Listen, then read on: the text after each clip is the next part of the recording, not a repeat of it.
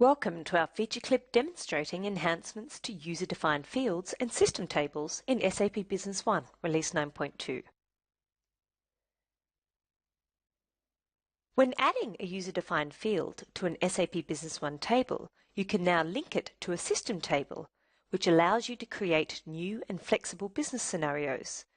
There's no additional need to fill the user-defined field manually or retrieve it from existing master data and have it kept in sync. Now, with direct access to the system object, the data is consistent and its integrity is maintained, as there is only one single source of the truth for this user-defined field. A simple example is when Jason Butler from OEC Computers would like to create an activity for a phone call with a vendor, where a new purchase quotation needs to be negotiated and quality issues of the last items ordered need to be discussed. Jason is able to link a goods receipt and a goods return document to the activity for easy reference during his call with the vendor. So let's see how this is executed in SAP Business One, Release 9.2.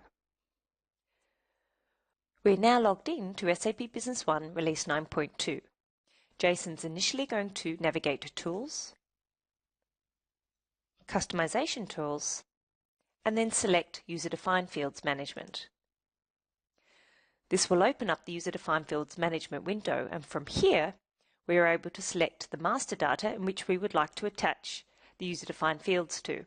And in this example, it's going to be to our Activities window.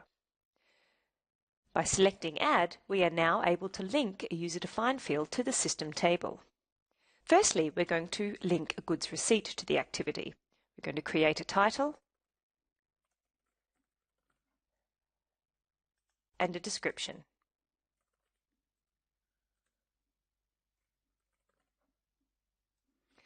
We're then going to select our validation, which is linked to entities. Here we then have the ability to link to a system object, set linked table, or link to a user-defined object. We're going to link to a system object, and from here we can select the system object as our goods receipt.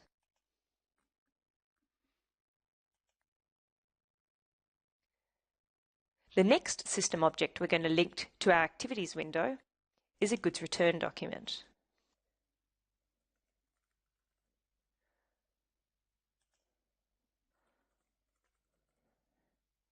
Again, we select the appropriate validation and we select our correct system object.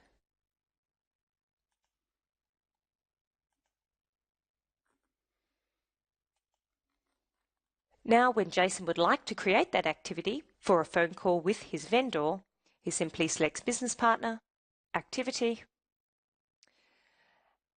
and if we go to View User-Defined Fields, we can see that our goods receipt and our goods return has been linked to this particular activity window.